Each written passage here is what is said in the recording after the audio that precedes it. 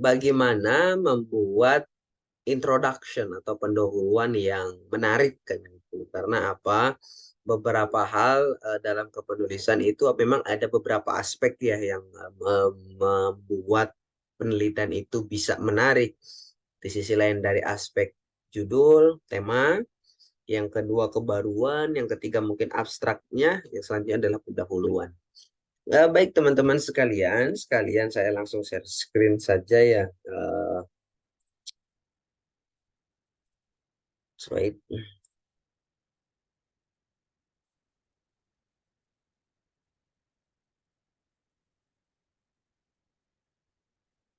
Oke, pertama saya mencoba pembahasan adalah mudah menulis pendahuluan kan gitu. Memang beberapa kejadian orang itu ke teman-teman sekalian atau mungkin orang lain juga merasakan hal yang sama. Menulis pendahuluan itu mudah memang, cuman menulis pendahuluan yang sistematis, yang menarik itu juga yang perlu dipertanyakan kan gitu. Jadi eh terkadang di pendahuluan itu yang paling banyak dikoreksi oleh para reviewer jurnal. Jadi mau tidak mau teman-teman harus melihat juga. Jadi biasanya seperti ini. Ketika pendahuluan itu atau latar belakang masih penuh dengan banyak kesalahan, reviewer akan malas untuk membaca lagi ke isi kan gitu. Karena dapat dipastikan pendahuluannya saja nggak jelas, apalagi dalamnya kan gitu. Jadi penting untuk membuat pendahuluan itu menarik karena apa? Itu menjadi alasan atau ukuran artikel kita bisa diterima ataupun tidak kan gitu. Kadang ada yang membahas secara melebar, ujuk-ujuk membahas sebuah variabel, misal awalnya itu membahas variabel X gitu.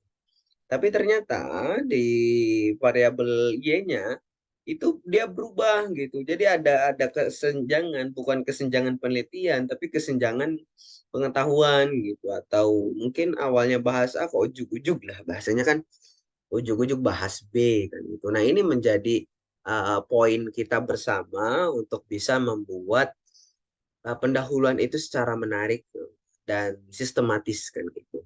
Tapi sebenarnya dalam materi pada malam hari ini lebih kepada kita akan membahas anatomi paper. Namun kayaknya kita nggak berlama-lama ya. Kita singkat saja karena ini merupakan kelas penutup. Mungkin nanti di akhir kita bisa sharing-sharing saja. Next, ini sebenarnya materi tahun di awal-awal. Nah, kita coba mengulas kembali saja ya terkait apa sih bagian-bagian yang ada dalam paper itu, apa sih isinya kan gitu. Tentu ini template umum ya, mayoritas orang juga sudah tahu template ini yang sering digunakan atau mungkin kerangkanya. Tapi yang jelas, yang pertama dalam penelitian atau artikel itu ada pendahuluan. Nah, apa sih yang diketahui oleh dunia, gitu kan? Apa kan? Gitu kan? Apa sih yang seharusnya dilakukan kan gitu. Dan selanjutnya apa yang belum diketahui kan gitu. Dan selanjutnya bagaimana apa sih yang mau dilakukan kan gitu atau tujuannya apa. Nah, sama halnya ketika untuk setelah kita menemukan sebuah masalah, tentu mau ngapain kan. Oke, mau ngapain? Mau penelitian. Nah, apakah cukup dengan kata penelitiannya saja? Tentu tidak. Kita harus punya kerangkanya atau metodenya.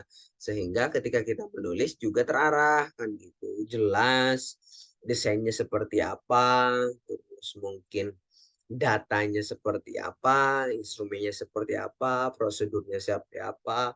Nah, ini yang penting ya dalam sebuah penelitian, apalagi ketika penelitian itu merupakan penelitian lapangan atau mungkin penelitian kuantitatif. Itu data itu sangat penting ya. Apalagi sekarang kan ada systematic literature review kan gitu. Itu kita downloadin dari artikel-artikel yang memiliki tema atau kata kunci yang sama.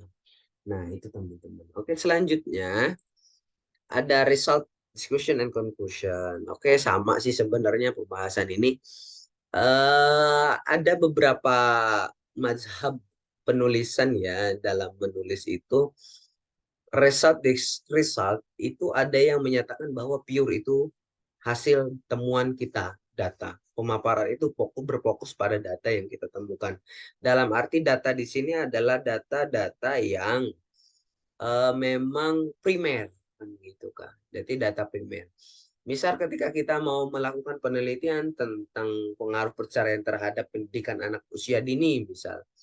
Secara gambaran kasat mata kita yang di result itu kemungkinan besar adalah hasil wawancara dengan orang tua dengan anak-anaknya yang mengalami yang pola asuh anak lah pasca perceraian bisa untuk anak usia PAUD lah gitu kan. Jadi di situ dipaparkan kan, gitu, tanpa melibatkan analisis-analisis dari penelitian lain. Tapi ada juga yang tetap tetap perlu membandingkan hal tersebut dengan penelitian lain. Nah, selanjutnya di discussion itu namanya diskusi ya. Diskusi itu biasanya kita dua arah.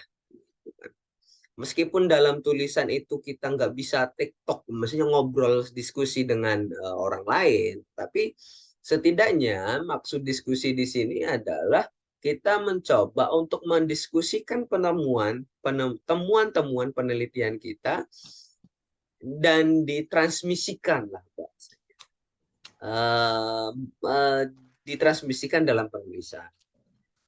Misal temuan saya itu menunjukkan bahwa pengaruh perceraian itu sangat berdampak besar kepada pendidikan anak usia dini. Gitu. Nah, Anda menemukan ini, statement ini itu didapatkan dari result tadi, kan gitu, hasil wawancara dan lain-lain.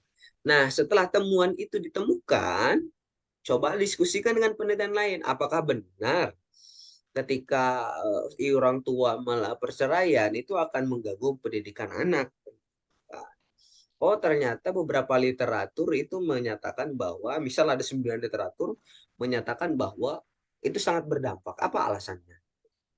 Tetapi mungkin, kalaupun ada yang berbeda, ternyata enggak terlalu berdampak banyak ya terhadap kehidupan pendidikan anak perceraian itu. Mungkin hanya sekedar 50% karena 50% selanjutnya adalah kegiatan di lingkungannya itu sendiri.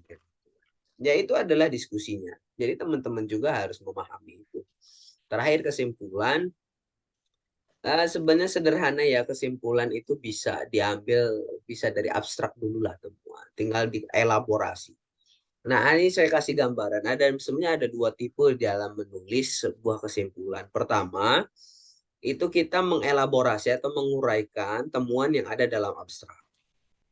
Atau bisa saja kesimpulan itu bisa diperingkas untuk menjadi temuan di abstrak. Itu tinggal teman-teman saja yang sekiranya enak atau ya enaknya di mana. Nah, oke, kita mulai praktek ya karena ini mulai berlatih ya. Nah, pertama, ketika menulis abstrak ini sangat urgent. Biasanya abstrak itu ada yang 150 maksimal, ada yang 200, ada yang 250. Tapi mayoritas abstrak ditulis dalam skala 200 sampai 250. Nah, biasanya abstrak itu ada yang bahasa Indonesia dan bahasa Inggris. Jadi teman-teman harus bisa memahami, melihat jurnal tersebut itu menggunakan jumlah abstraknya berapa. Nah, selanjutnya apa sih yang ada dalam abstrak? Secara umum abstrak itu nggak ada ketentuan baku harus A, B, C, D, F, G. Tapi setidaknya secara umum pasti meminta yang pertama adalah bisa langsung tujuan penelitian, bisa juga sebutin dulu masalahnya seperti apa. Ada yang tujuan baru masalah, ada yang masalah baru tujuan. Nah, itu yang pertama ya. Itu terkait latar belakang dan atau signifikansi penelitian. Yang kedua itu pertanyaannya atau tujuannya. Nah ini nomor 1 dan 2 ini sebenarnya fleksibel. Bisa nomor 1 atau bisa nomor 2. Kan itu tergantung teman-teman seleranya seperti apa. Yang kedua adalah metode penelitian. Coba singkat saja kan itu nggak terlalu mungkin nggak sampai 3 baris 4 baris. Ya dua lah mungkin cukup 2 atau 3 gitu. Jadi penelitian ini langsung saja merupakan penelitian apa dengan pendekatan apa. Mungkin lokasinya di mana. Kalaupun memang mau ditambah terkait jumlah data ya monggo nggak apa-apa. Tapi itu sudah mewakili ya ketika itu penelitian lapangan atau penelitian kualitatif atau pendekatannya apa, terus teorinya apa itu sudah mewakili. Yang selanjutnya adalah meringkas temuan, temuan dan kesimpulan. Ini kadang-kadang ada yang berpendapat sama, ada yang berbeda. Tapi tinggal teman-teman aja lah biar enaknya seperti apa. Sebenarnya kesimpulan di sini lebih kepada implikasinya ya, dampaknya itu seperti apa kan gitu terhadap keilmuan. Dan sama nomor 6 juga opsional. Nah, itu secara garis besar ya teman-teman terkait abstrak itu ya seperti itu gitu. Jadi kita nggak ada memang standar baku sebuah abstrak, tapi lagi-lagi itu menjadi kerangka acuan umum dalam menulis abstrak. Abstrak itu setidaknya ada 5 sampai 6 poin yang harus kita munculkan agar reviewer itu sudah tidak fokus lagi membaca abstrak, mengomentari abstrak, tapi lebih pada mengomentari substansinya. Nah, ini kita bisa lihat ya teman-teman, ini dari mana ya artikel. Oke, ini artikelnya yang terbit di Samarah. Nah, itu. Lampung Patriarchal Customary Law face self challenges from the millennial generation yang consider more than 29% population of Lampung. Nah, di sini itu lebih kepada menjelaskan ya. Ini tadi berarti kalau abstrak ini dia menunjukkan latar belakang dulu, baru ke pertanyaan atau tujuan penelitian. Jadi di bagian pertama ini, latar belakang ini dia menjelaskan bagaimana sih kehidupan adat masyarakat Lampung yang memang itu sangat patriarkis ya, mohon maaf. Tapi memang beberapa pendapat ya seperti itu patriarki. Karena apa? Ya memang ketika pembagian waris dan lain-lain itu lebih kepada laki-laki bukan bagiannya besar, tapi diserahkan kepada anak laki-laki. Nah, ini menjadi sebuah latar belakang dulu yang ditulis kan gitu. Nah, tantangan besar untuk fundamental karakter and millennial generation. Nah, di artikel ini tuh mau mengkaji bagaimana anak-anak, maksudnya generasi milenial di masyarakat adat itu bagaimana sih kan itu? Apakah memang masih mempertahankan ruang publik dan ruang privat kan gitu kan? Nah, itu dia sudah menjelaskan masalahnya apa. Nah, lalu selanjutnya adalah menunjukkan pertanyaan atau tujuannya. Nah, the article maps the dialectic of the public sphere versus private sphere in millennial family in Lampung Kesemarilao community and how women strategy survive confineness of patriarchy. Jadi ingin melihat bagaimana dialog publik dan dialog privat itu yang terjadi di keluarga milenial di masyarakat adat Lampung. Dan juga bagaimana strateginya perempuan itu bisa bertahan dalam arti entah itu akses pendidikan atau mungkin dan lain-lain. Nah, itu menjadi tujuan pertama. Nah, setelah kita membahas tujuan penelitian, di situ ada metodenya. Apa metodenya? Kalau di sini tinggal This article explored data from a millennial marriage couple who live in 4 district city in Lampung. Using a qualitative social legal study approach, standing with the principle of marriage on happy family smart. Khairudin Nasution. Jadi penelitian ini merupakan penelitian kualitatif ya teman-teman. Nah, penelitian kualitatif ini dengan social legal study ya, pendekatan. Jenisnya adalah penelitian kualitatif. Objeknya adalah millennial marriage atau pasangan milenial yang menikah di 5 live in 4 district. Jadi di 5 kabupaten kota. Nah, menggunakan pendekatan sosial legal, nah itu, dan menggunakan 10 prinsip keluarga Samara dari Prof. Hairudin Nasution. Nah, itu sudah terlihat metodenya. Oh, ternyata artikel ini penelitian kuali, berarti wawancara dong. Gitu kan. Nah, oh ternyata ini dilaksanakan di masyarakat milenial adat di Lampung. Di Lampung kan luas. Oh, ternyata hanya dibatasi pada 5 kabupaten kota saja. Nah, terus apa pendekatannya? Ternyata sosial legal. Gitu kan. Terus apa lagi yang dipakai teorinya? Ya, ternyata 10 prinsip keluarga sakinah karya Khadijah Nasution. Nah, itu yang menjadi sudah terlihat kan? Oh, ternyata udah terlihat lah gambarannya seperti apa dari artikel ini. Kalau abstraknya itu clear dan abstraknya itu nggak banyak mengandung pertanyaan kan itu. Meskipun nanti alasan kenapa 5 distrik itu nanti dijawabnya diisi kan itu, bukan level di abstrak lagi. Nah, seterusnya adalah the finding atau temuannya kan gitu. Nah, ini temuannya tinggal dijelaskan. Bisa pakai 2 temuan ke atau 3 temuan bebas sih tergantung teman-teman. The boundaries between the public and private. Nah, itu seperti itu untuk bagian abstrak.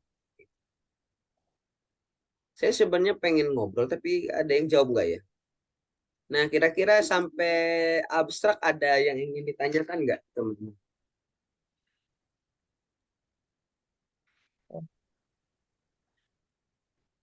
Sepertinya, alhamdulillah clear Mas. Halo?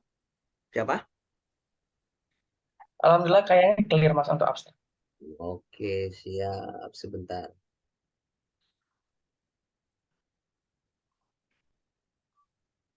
Oke, abstrak seperti itu ya. Jadi secara umum teman-teman sudah paham lah karena ini sudah dijelaskan dari pertama kan.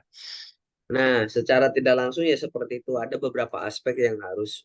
Tapi biasanya di sini juga ada yang menambahkan kontribusi penelitiannya. Tapi itu kalau diminta, kalau nggak diminta ya nggak usah nggak apa-apa. Nah, selanjutnya terkait ini ada keywords-nya ya, kata kunci. Kata kunci itu kadang teman-teman juga, saya kadang kalau mereview itu rada aneh kan gitu. Kenapa alasan memilih kata kunci ini kan? Sedangkan kata kunci ini tidak ditemukan di artikel Anda kan gitu kan. Jadi ini penting ya, kata kunci itu kalau kita menulis atau mungkin diupload itu akan menjadi sebuah identitas Anda gitu kan. Identitas artikel Anda. Jadi misal kalau di web yang waktu kita coba sharing terkait web mencari artikel di Scopus kan, itu kan ada keywordnya, kata kunci yang kita pakai. Nah, kalau kita gunakan kata kunci itu otomatis kita juga bisa pakai dan orang lain pun bisa mencari apa ya kata kuncinya dan ketemunya artikel kita. Kalau artikel kita yang bisa saja nanti bisa saja itu disitasi. Nah, itu kan menjadi sebuah hal yang bermanfaat bagi kita kan gitu kan. Jadi nggak hanya sebatas kita nulis-nulis aja tapi nggak guna kan gitu ya. Setidaknya ada orang baca dan ada orang yang mengutip. Nah, itu yang terpenting. Jadi perhatiin ya, kalau kata kunci itu teman-teman bisa gunakan satu kata yang paling banyak keluar dalam artikel. Nah, yang kedua bisa juga digunakan kata yang mewakili dari artikel Anda gitu kan. Nah, kalau dari di sini abstrak di sini kan keywordnya customary law. Oke, masuk. Hukum adat. Oke. Millennial generation. Oke, masuk. Generasi milenial. Terus patriarchal generasi patriarki. Oke. Public and private sphere. Principle of marriage heavy smart. Ya ini nggak apa-apa sebenarnya. Jadi kata kunci itu nggak harus terfokus pada satu kata. Setidaknya kalau konteksnya itu sama, misal customary law itu kan 2 katanya. Tapi itu merupakan hukum adat. Gitu. Itu menjadi satu kesatuan yang nggak bisa dipisahkan. Itu bisa digunakan. Oke, next kita masuk kepada pendahuluan.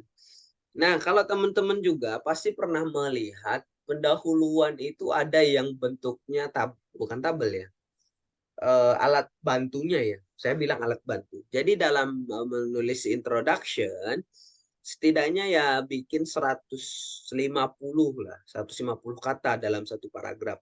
Di mana paragraf pertama itu fokus membahas masalah. Nah, paragraf kedua itu fokus membahas apa literatur reviewnya. Ada membahas ini. Tapi memang itu sebenarnya bebas ya, mau pakai itu seperti apa. Tapi kalau saya sendiri, kalau itu hanya sebagai acuan aja ya, karena apa? Kalau untuk menulis dalam satu paragraf harus 150 kata itu akan terasa sulit ya. Kita juga terasa dikekang. Satu, kita sudah mikir mau menulis apa, tapi ternyata kita direpotkan dengan jumlah kata. Tapi nggak apa-apa, itu masalah teknis aja itu. Nah, pendahuluan itu biar merupakan salah satu bagian penting dalam penelitian. Itu karena editor, reviewer akan membaca pendahuluan sebelum membaca lebih mendalam.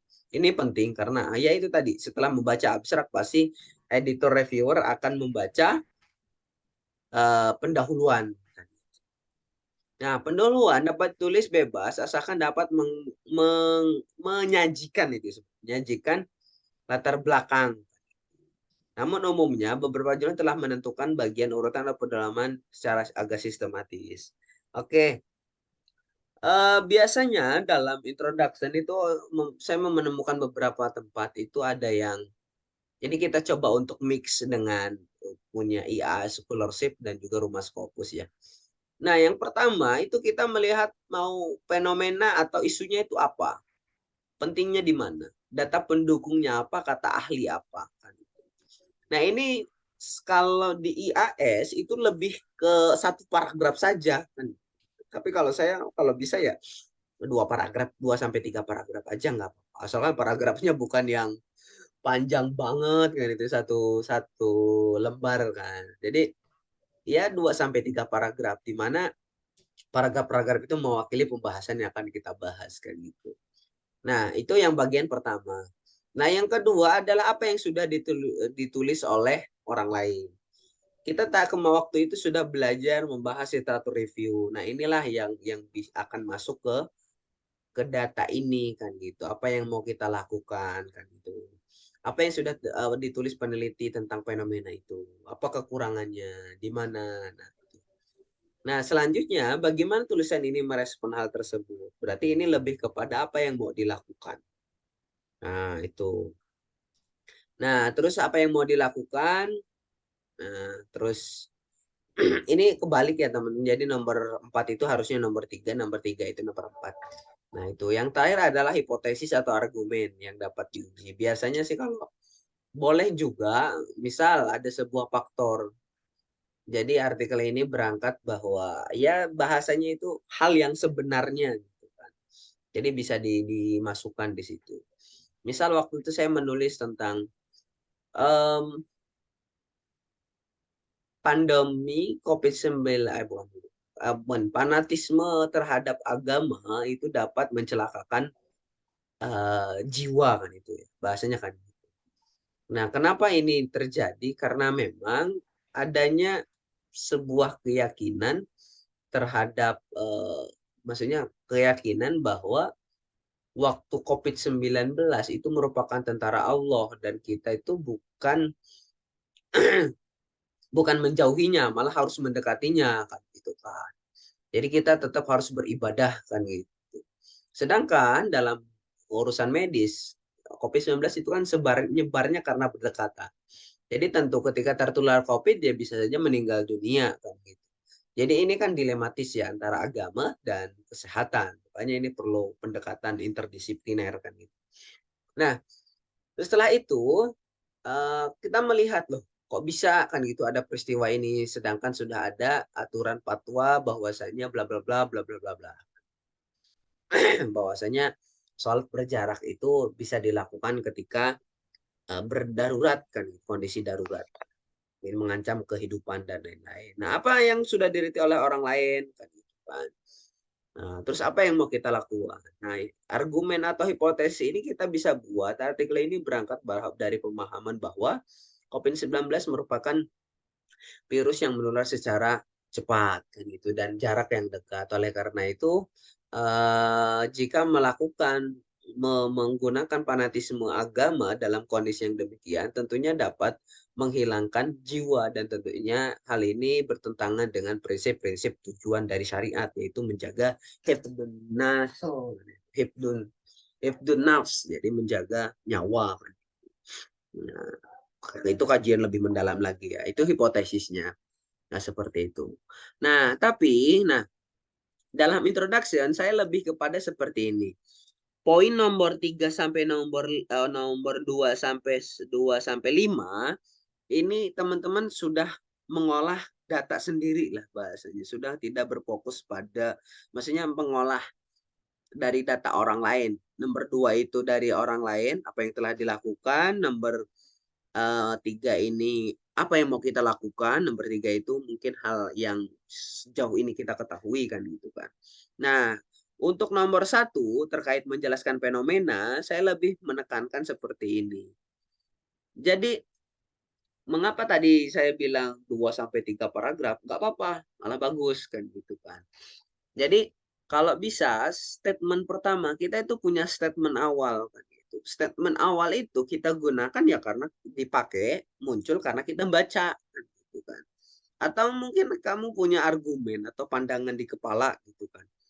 Oh ternyata statement. Misal kemarin saya itu kan buat seperti ini. Ternyata fanatisme terhadap agama berdampak pada pengabaian terhadap kesehatan gitu kan. Nah, statement saya itu harus dikuatkan dengan beberapa artikel penelitian orang. Kan gitu. Misal, tadi saya bilang bahwasanya fanatisme terhadap agama saat pandemi COVID-19 ternyata mengancam kesehatan. Bahasanya kan gitu. Malah mengancam jiwa kan gitu. Nah, akhirnya saya kuatkan dengan penelitian-penelitian lain. Misal, ini Q1 ini sebenarnya saran saya ya. Jadi kayak di rumah Skopus itu langsung aja ambil rujukannya dari Scopus Q1. Jadi biar dalam paragraf pertama, itu saya sering sih, paragraf pertama itu pasti banyak rujukannya. Pasti banyak rujukannya.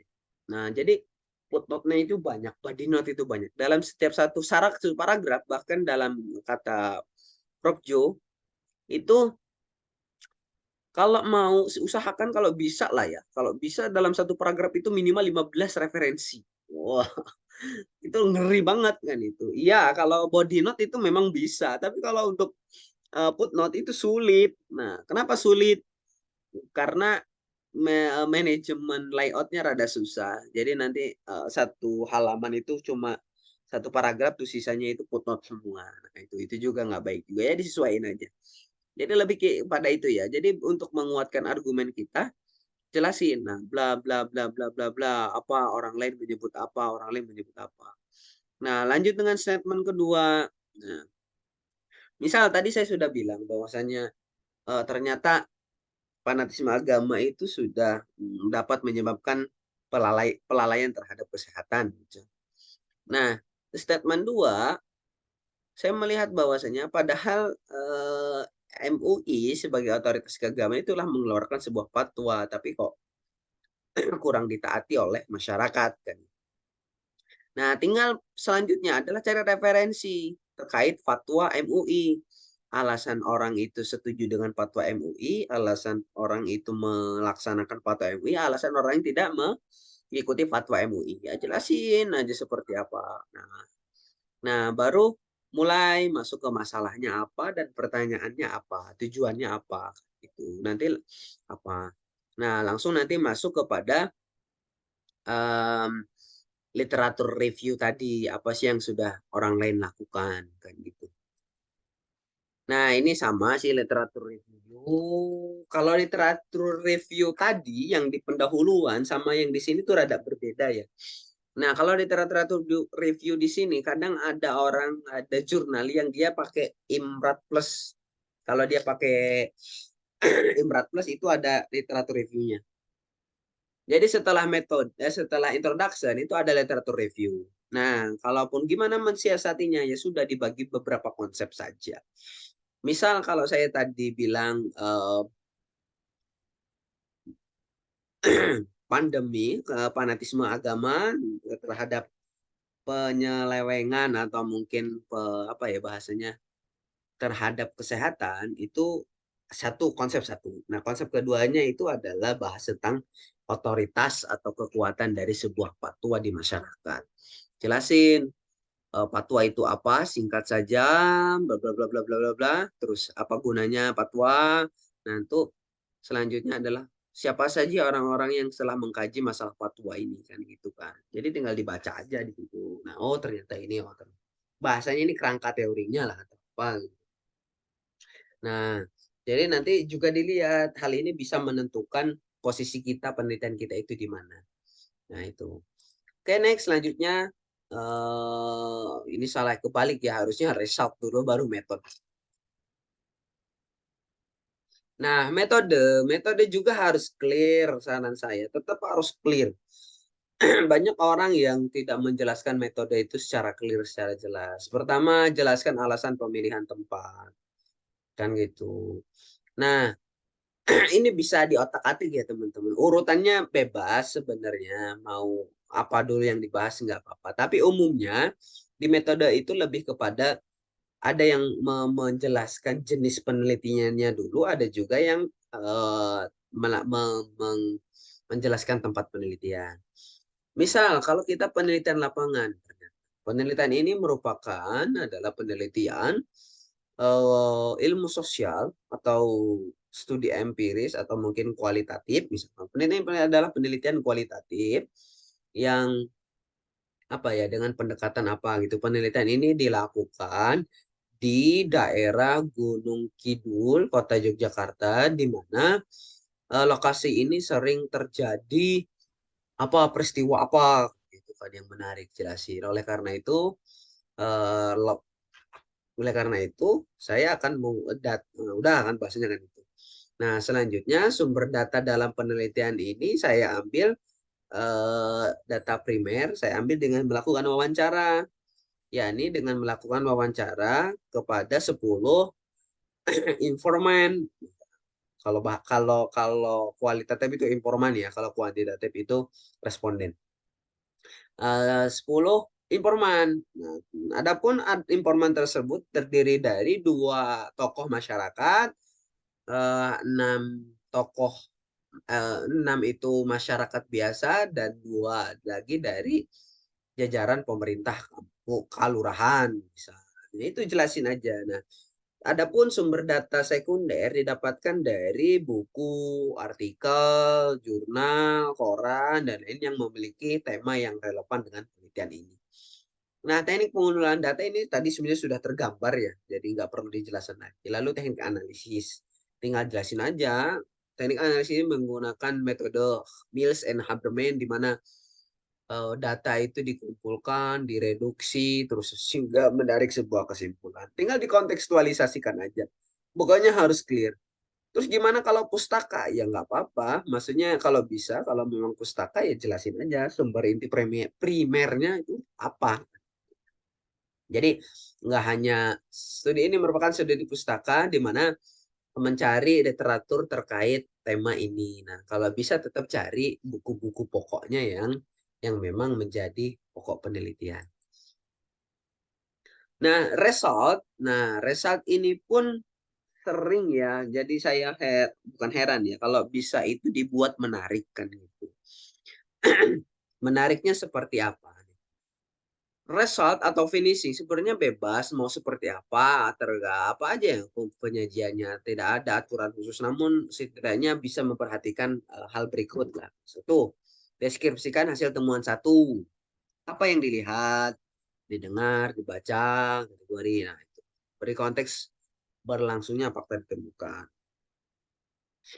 Nah, jadi urutan gitu ya. Jadi kalau datanya itu misal kita mau melihat praktik apa pendidikan anak di luar sekolah, bisa di Kulon Progo, Yogyakarta, bisa. Nah, apa yang mau kita lihat aspek-aspeknya? Satu mungkin akses. Yang kedua mungkin aspek ekonomi. Yang ketiga adalah kualitas pendidikan. Oke, jadi dari ketiga itu di riset itu harus, bukan harus ya, kita coba untuk buat 3 juga. Jadi sebab pertama itu lebih kepada aksesnya. Bagaimana anak-anak Kulon Progo itu dia mengakses sekolah formal, dan juga bagaimana aksesnya kok bisa masuk ke akses sekolah di luar sekolah, pendidikan luar sekolah. Nah, kayak PKBM, SLB dan lain-lain. SKB maksudnya ada juga. Nah, itu yang menjadi penting. Jadi nanti dilihat, oh alasannya apa. Kalau bisa bahkan dibuat wawancaranya. Atau mungkin kalaupun memang kuanti, bisa juga tinggal dicoba kasih tabelnya. Oh ternyata dari 100 responden yang saya berikan, ternyata 60% mereka tidak bisa memasuk eh, pendidikan formal karena jauh. Saat akhirnya sehingga memilih untuk pendidikan di luar sekolah. Nah, itu. Nah, sebab yang kedua itu lebih kepada ekonomi. Oh, ternyata penghasilan masyarakat itu seperti ini. Nah, gimana? Ternyata kurang. Jadi akhirnya nggak bisa sekolah. Meskipun pemerintah udah ada wajib belajar, tapi mereka perjalanan yang jauh, pulang pergi dan lain-lain, mereka nggak bisa bayar. Bahasanya. Nah, lalu yang terakhir adalah tadi apa bahasanya itu kualitas pendidikannya bagaimana. Kan gitu. Tinggal melihat. Itu bisa digambar bentuk itu entah dalam bentuk tabel kayak dalam bentuk diagram, dalam bentuk charts atau apa aja, terserah. Yang penting itu bisa menunjukkan hal yang menarik kan. Tapi nggak banyak juga kan gitu fotonya kan gitu. Karena kalau nanti artikelnya disambit di luar negeri itu ada biaya tambahan kalau nambah yang kayak di Scopus kayak gitu. Karena pada di Tyler, Sage, Brill, Routledge dan lain-lain itu ada biaya tambahan. Tapi kalau untuk di Indonesia enggak. Tapi itu yang jelas menjadi sebuah daya tarik tersendiri kan. Itu bahasanya memang kita itu menganalisis data itu dengan serius.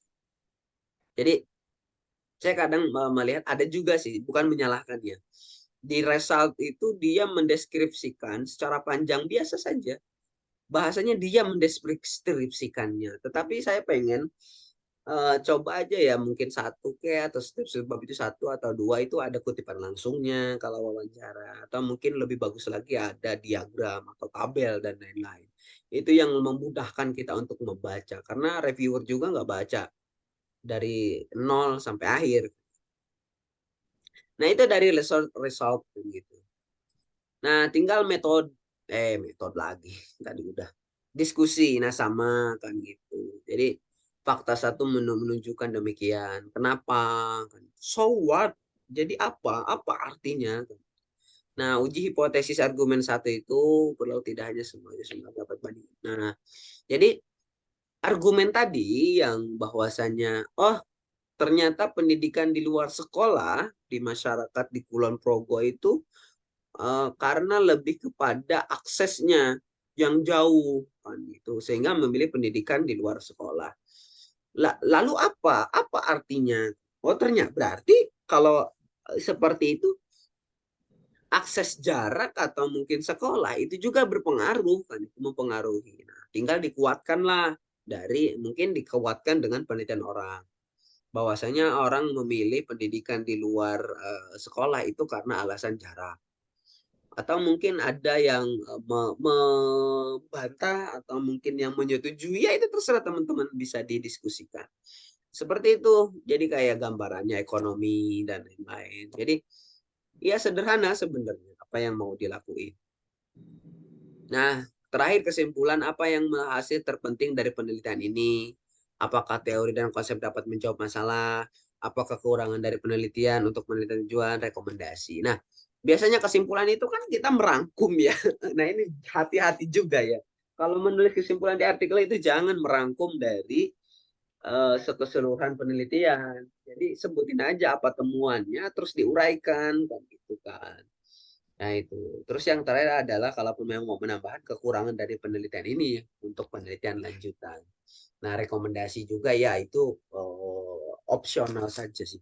Jadi nggak wajib. Yang penting itu ada kesimpulannya. Sebenarnya itu teman-teman sekalian nggak lama sih untuk pertemuan malam hari ini karena mungkin menjelang akhir tahun ya. Nanti kita awal tahun biar semangat lagi. Nah, mungkin nanti ada beberapa informasi. Nanti kita akan coba di awal tahun ada kelas pendampingan publikasi kan gitu. Jadi nanti hanya ada beberapa orang, mungkin saya rasa mungkin 10 ya, 10 atau 20 nanti kita akan coba kelas pendampingan. Kita akan dampingi bahasanya bengkel lah, bengkel artikel bahasanya. Jadi kita coba untuk meng apa ya? mempoles artikelnya biar bisa Enggak disubmit loh, ke Mbak Ina jurnal. WA ayah nggak dibalas. Hmm. Oke, mungkin itu saja teman sekalian. Mungkin ada yang mau bertanya atau mungkin bertukar pendapat, yo, monggo disilahkan.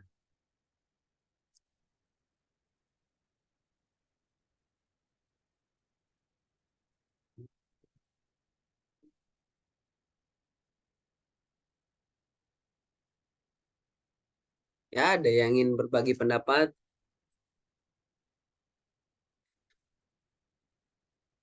Kalau nggak ada, saya coba kasih sambil sambil nunggu ya. Jadi kita nggak perlu lama-lama lah.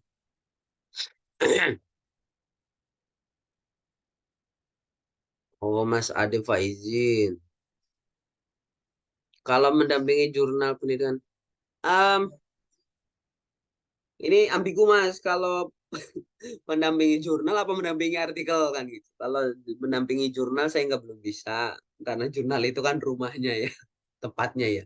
Tapi kalau mungkin nanti terkait konsep pendidikan ya nanti kita akan coba saling sharing karena kemarin yang edisi pertama itu kita ada 3 tema. Yang pertama itu hukum, yang kedua pendidikan, terus yang satunya itu kayak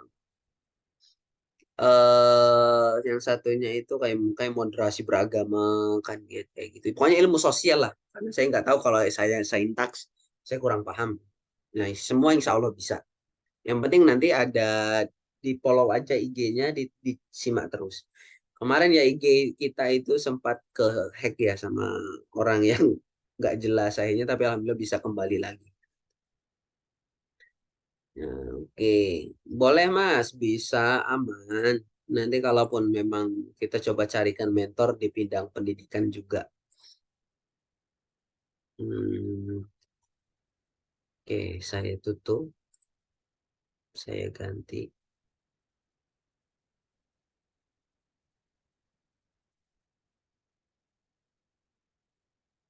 Oke, tadi kan kita coba untuk membahas gimana cara membuat pendahuluan kan gitu. Maksudnya gimana sih Mas kan gitu kan. Jadi eh, penelitian-penelitian apa ya bahasanya itu kok setiap statement kasih argumen apa. Kita coba ya. Yang pertama ternyata bisa kayak yang saya pernah saya tulis lah bahasanya gini aja yang pandemi dan fanatisme terhadap agama mengakibatkan adanya sikap menomorduakan kesehatan. Nah, hal ini terjadi saat pandemi COVID-19 melanda Indonesia, di mana terjadi banyaknya penolakan untuk melakukan jaga jarak. Nah, ini kan udah ada sebenarnya ada statement ya, udah kalimat ini kan. Tapi tinggal teman-teman kasih dulu referensinya. Oh, ternyata orang yang mempunyai dalam arti mempunyai argumen ini, nah ini banyak penolakan terhadap bentar, ini salah ini.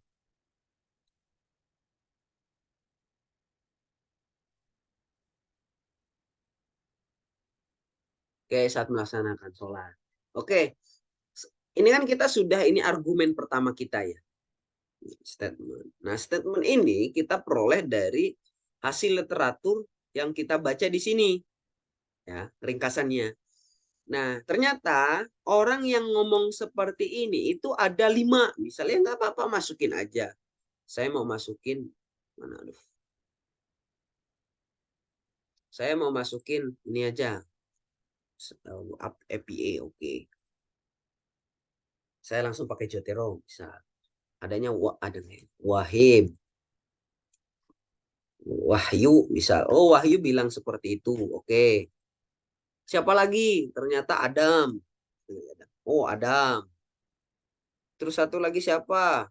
Fandi misal. Oke. Yang terakhir ada lagi siapa? Septiadi. Nah, ternyata yang ngomong demikian ya, yang ngomong menguatkan argumen kita ada orang lain. Jadi 4 orang ini tinggal enter aja. Jadi dia banyak. Udah 5, udah dapat 1, 2, 3, 4. Jadi dalam satu argumen itu kita sudah dapat 4 pendapat dan dikuatkan dengan 4 orang. Nah itu. Oke. Namun demikian terjadinya penolakan ini. Tarik dulu. Demikian, tadinya penolakan ini dikarenakan adanya pemahaman yang tidak kontekstualis terhadap keadaan. Jika hal ini terus, jika masyarakat bersikeras misalnya, keras tetap tidak menjaga jarak, tentunya akan mengancam jiwa kan gitu kan, sehingga hal ini akan bertentangan dengan tujuan syariat. Makos ya hif nafs itu jiwa ya. Nah, ternyata orang yang menganggap bahwa menjaga nyawa itu lebih utama dibanding menjaga dalam artian beribadah gitu kan bahasanya. Kan itu biasanya kita ada ruksoh ya. Nah, ternyata ada orang 3 tuh. Siapa aja? Bapak Irfan, terus Bapak Adi, Bapak Harun bisa. Nah, ada 3. Oke. Ini kan kita udah dapat banyak. Udah dapat 7 dalam satu paragraf. Jadi kalaupun memang mau membantah bahasanya pendapat kita, mereka udah di viewer atau seperti itu udah nggak sulit kan gitu kan. Dan juga reviewer atau editor juga akan menganggap oh ternyata orang ini baca kan gitu. Serius dalam menulis kan gitu. Nah, lalu selanjutnya MUI selaku otoritas keagamaan di Indonesia telah mengeluarkan fatwa tentang aturan beribadah saat pandemi. Namun, hal tersebut tidak begitu direspon oleh masyarakat. Nah, oh ternyata MUI sudah mengeluarkan fatwa tapi nggak direspon oleh masyarakat. Kenapa kan itu? Hal tersebut dikarenakan faktor A, faktor B, faktor C. Nah, dan faktor C misalnya. Ini siapa yang ngomong faktor-faktor ini? Ternyata ada orang 5, orang 4. Yuyun, Jul, Laiha, terus Adam, Gunawan, lalu Pendi. Ternyata ada 4 orang yang ngomong tentang faktor-faktor ini. Ya, oke, tinggal dilanjutin aja kan gitu kan. Nah, tinggal masuk. Oleh karena itu peneliti tertarik untuk mengkaji hal demikian. Apa kasih alasan? Nah, tinggal berdasarkan penelusuran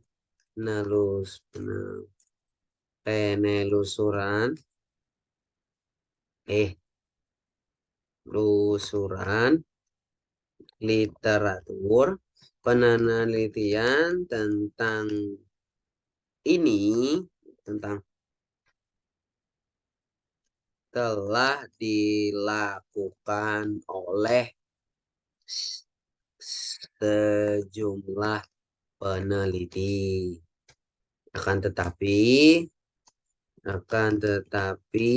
penelitian hanya terpaku pada 3 konsep. Pertama, bahas Pakai HP aja lah.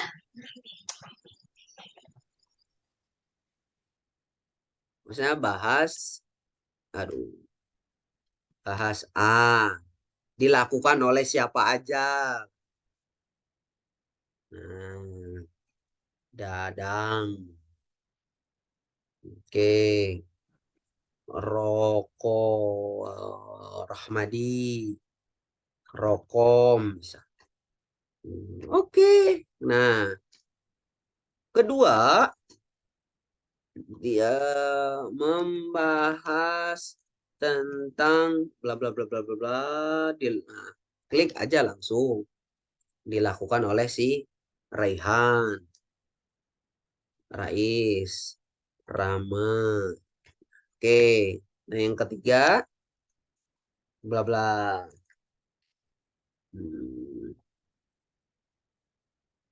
Tentang Eri. Nah, ini literatur sehingga belum ada yang membahas secara bla bla bla bla bla bla. Oke. Terus tinggal di sini kasih tujuannya. Tujuannya dan jelas paparkan rumusan masalah.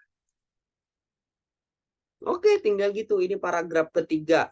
Lalu selanjutnya hipotesis. Nah, mudah bukan? Bukan. Kalau belum tahu ya bukan.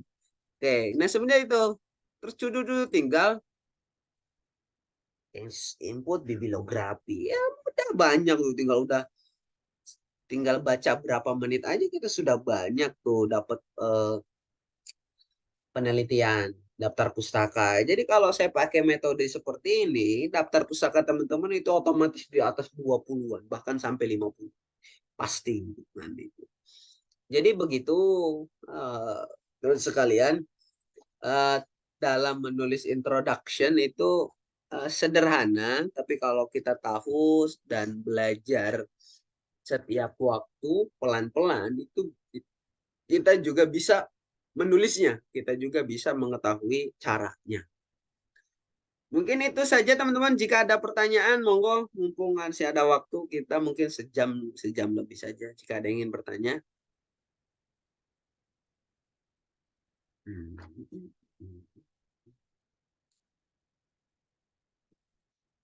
Oh, Mbak Salsabila, kayaknya Mbak Salsabila baru gabung ya. Nah, untuk novelty-nya gimana? Kan gitu. Ini kita sudah bahas di pertemuan kedua atau ketiga gitu ya. Oke. Nah, di mana posisi novelty? Nah, posisi novelty itu kita bisa masuk di sini. Nah, ini kan literatur review. Orang lain yang sudah lakukan itu di sini. Nah, di sini ini gap-nya.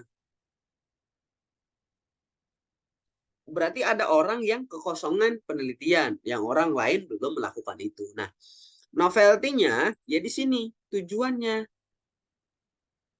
Nggak harus bahasanya novelty dari penelitian ini adalah nggak usah. Yang penting ini kosong, saya mau melakukan ini kan itu. Ini novelty. Tinggal tulis aja di paragraf di bawah literatur review. Sederhana sebenarnya. Jadi kalau mau nyari novelty juga ya kamu harus bisa lihatlah nanti di YouTube ya. Jadi apa saja sih novelty atau theoretical gap, apa apa aja sih novelty itu, terus apa aja tingkatan novelty. Nah, itu nanti bisa bisa dilihat ya di YouTube juga. Nah, seperti itu. Oke, novelty itu gitu ya. Novelty itu kan kebaruan. Oke. Nah, kebaruan itu lebih kepada apa yang ingin kamu angkat dan apa yang orang lain belum. Kalau kita mau meneliti tentu sesuatu, misal, kenapa pensil itu bisa mengeluarkan bekas, padahal nggak ada tintanya. Ya orang lain pasti penelitian itu pasti sudah ada yang meneliti, kekhawatiran itu kadang kita sama. Cuman apa sih yang menarik dari pensil itu yang mengeluarkan tintanya? Misal, Anda mau meneliti tentang pensil, gitu kan. Kenapa pensil bisa dipakai buat nulis? Itu sudah banyak orang yang meneliti. Tapi tahu nggak Anda bahwasannya daya tahan coretan pensil itu selama berapa hari, selama berapa bulan, atau selama berapa tahun? Nah, itu novelty-nya. Jadi gapnya ya. Kalau mau novelty ke gap dulu. Nah, kalau gapnya belum tahu, oh, ternyata belum ada ya penelitian yang menulis berapa lama tulisan pensil itu bisa hilang kan. Nah, itu gapnya. Novelty-nya, ya saya ingin mengetahui berapa lamanya, berapa bulan, karena apa? Ya ini akan berapa ya bahasanya itu melihat ketahanan bukan dari goresan itu kan gitu. Nah, itu sebuah novelty-nya. Jadi bukan kita mencari sesuatu yang baru, tapi apa yang sudah ada dicari yang belum dikaji. Karena banyak itu kan. Jadi contoh-contoh novelty ada theoretical gap, terus population gap. Nah, banyak. Itu bisa teman-teman baca lagi. Oke, itu ya Mbak. Oh, banyak juga ya. Oh, Mbak Salsabila. Oke, Mbak Juraida dulu dari awal. Oke, hujan. Masya Allah. Oh, di sana hujan, di sini nggak hujan ya? Panas. Jawa itu mendung. Jogja panas. Balik mendukung. Jadi balik di keyword pada abstrak minimal maksimum berapa kata dan penulisan untuk dan penulisan untuk sekitar apakah juga sama seperti yang dijelaskan tadi. Oke, ini dalam konteks tugas artikel dan juga skripsi kan gitu kan. Kalau untuk kata kunci sama sih rata-rata menerapkan 3 sampai 5 kata kunci yang perlu dipakai. Ya kalaupun memang mau sampai 5 nggak apa-apa kan, itu kan malah lebih bagus kayak gitu kan. Nah, oke, itu yang pertama. Yang kedua, tapi kalau ini beda ya. Kalau di artikel itu mungkin 200 sampai 250. Tapi kalau di abstrak di skripsi ya seenggaknya satu halaman itu jangan banyak-banyak. Ya satu halaman lah. Bukan kalaupun memang mau lebih juga sebenarnya nggak apa-apa. Yang penting nggak sampai abstrak itu 2 lembar. Tapi usahain tetap tiga paragrafnya. Jadi menjawab masalah dan tujuan. Yang kedua metode. Yang terakhir adalah temuannya. Nah, bagaimana introduction dalam skripsi? Skripsi itu kan sampai 9 halaman ya kalau kayaknya 9 ya. Nah itu. Nah kebetulan wah, Anda berada di tempat yang tepat Mbak Juraida. Gini, saya juga belajar dari pengalaman ya masa lalu kan gitu. Dulu saya menulis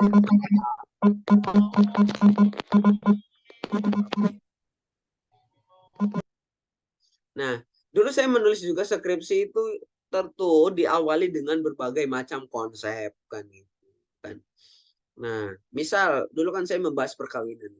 Saya bahas perkawinan adalah bla bla bla bla secara normatif ya, dari Al-Qur'an, dari undang-undang, dari fikih dan lain-lain. Nah, namun di akhir saya sudah menjabarkannya ya kan. Tapi saya mencantumkan di paragraf terakhir di skripsi itu oleh karena itu penulis tertarik untuk meneliti tentang ini. Lah, apa hubungannya kan gitu kan? Kok bisa ujug-ujug oleh karena itu saya peneliti tertarik kan gitu. Kalau orang tertarik itu kan harus ada alasan.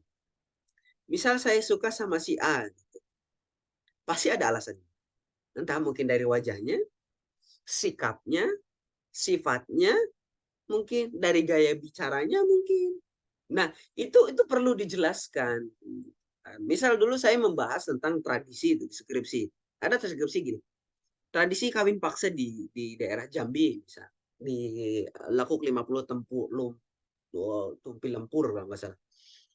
Nah, yang jadi pembahasan di sini adalah oke, secara normatif kita bahas dulu dari awal konsepnya, tapi jangan terlalu melebar.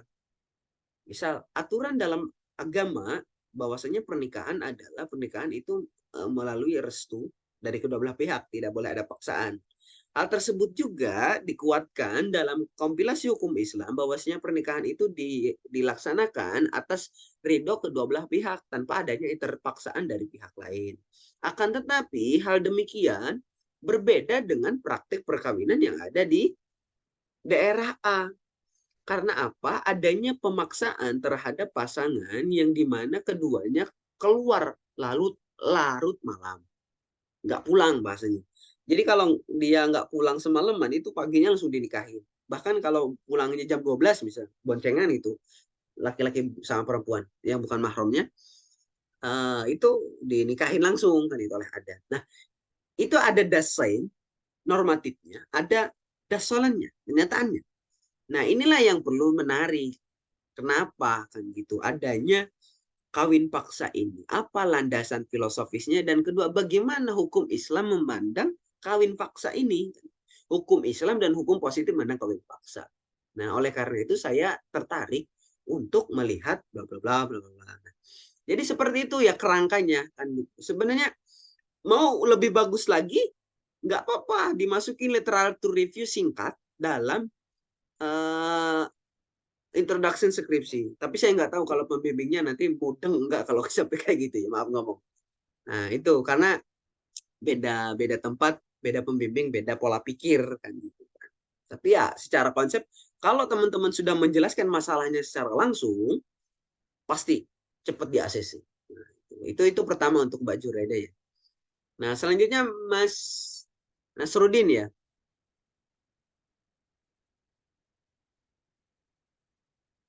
Oke, Mas mau nanya, seberapa besar pengaruhnya bagi reviewer terhadap satu argumentasi dengan beberapa referensi, dengan argumentasi dengan satu referensi saja. Oke, baik. Sebenarnya reviewer itu kan ada yang cepat, ada yang detail, kan, gitu ya. Tapi saya rasa kalau untuk skalanya yang jurnal sudah up, sudah tinggi, itu pasti bacanya juga serius dan apalagi reviewernya dari mungkin yang sudah expert di bidangnya tentu itu akan ditanya lebih mendetail. Tapi kalau untuk dalam konteks kita, misal mainnya di Sinta 2 sampai 5 bahkan nggak Sinta, itu lebih kepada saran saya satu argumen tapi banyak referensi. Karena apa? Anda baca kan gitu. Beda ketika banyak argumen referensinya satu. Ini beneran nggak? Toh kalaupun benar banyak argumen referensi penguatnya itu satu. Toh itu kalau referensinya benar. Kalau salah, alangkah lebih baik satu argumen tapi banyak referensinya, misal 5, ternyata ada yang keliru satu. Ya, it's okay masih maksudnya yang satunya itu nggak kuat gitu kan. Ya it's okay. Misal 5 orang gitu kan. Jadi Anda ada argumen dikuatkan dengan 5 referensi. Satu, yang 3 ini doktoral, satu ini magister, satu lagi mahasiswa S1. Kalau ini argumen ini lemah, ini masih ke backup dengan yang ini. Nah, itu. Jadi itu ya. Jadi lebih bisa dipertanggungjawabkan.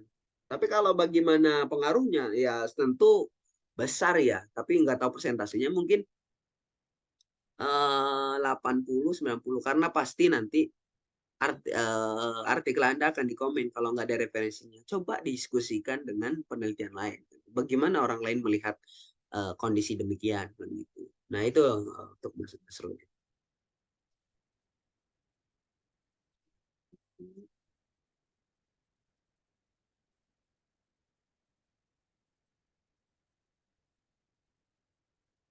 Iya benar, nulisnya sampai mana. Yang penting kalau skripsi itu Mbak Juraida itu sesuaiin aja lah apa ya sama pembimbing. Tapi saran saya tetap pakai kerangka yang tadi itu yang saya jelasin karena biar lebih sistematis dan insya Allah pembimbing Anda langsung wah gitu kan. Jadi nggak bahas konsep lagi karena dulu saya maafnya ngomong ya sama perkawinan bisa pernikahan. Pendidikan karakter adalah dalalalala. Sedangkan dalam Islam pendidikan karakter itu dijelaskan dalam Al-Qur'an ayat ini.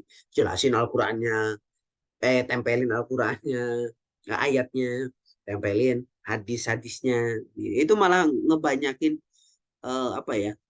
Latar belakang tapi nggak langsung pada permasalahan. Oke, sementara sampai di situ. Ada yang ingin bertanya lagi? Jika ada, disilahkan. Jika tidak ada, ya dicukupkan.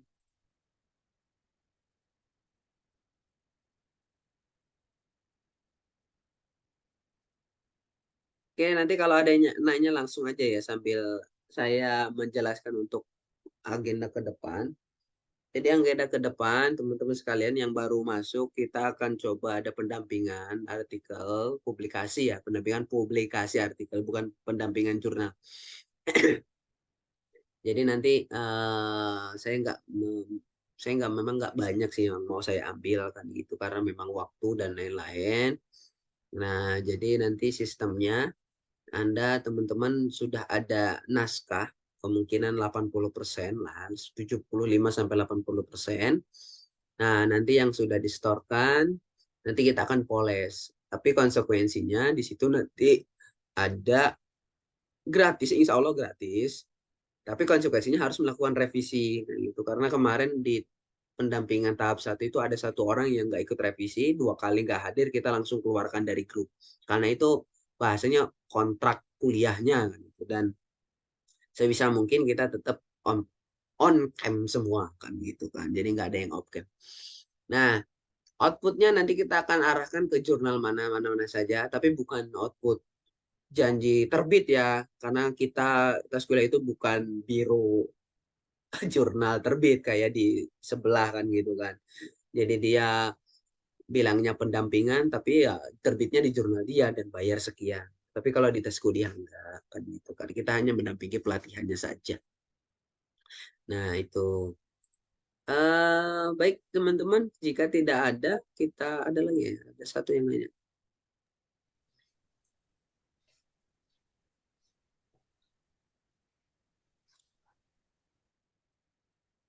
Oke, kalau menjari ada. Soalnya kalau teori itu nanti lebih kepada teknis ya. Jadi karena itu nanti masuk kepada pendampingan ya. Nanti kita akan review teorinya yang kalau kalau bisa. Tapi secara umum kalau saat ini karena ini pertemuan terakhir kita belum masuk kepada teori karena di sini kita membuat introduction saja. Tapi kalau nanti bisa sih di luar ini kita sharing-sharing kan gitu. Kayak ini atau di grup itu bisa di apa ya bahasanya manfaatkan. Saya mau penelitian tentang ini ada teori yang cocok enggak? Dan itu bisa saling saling sharing, nggak apa-apa.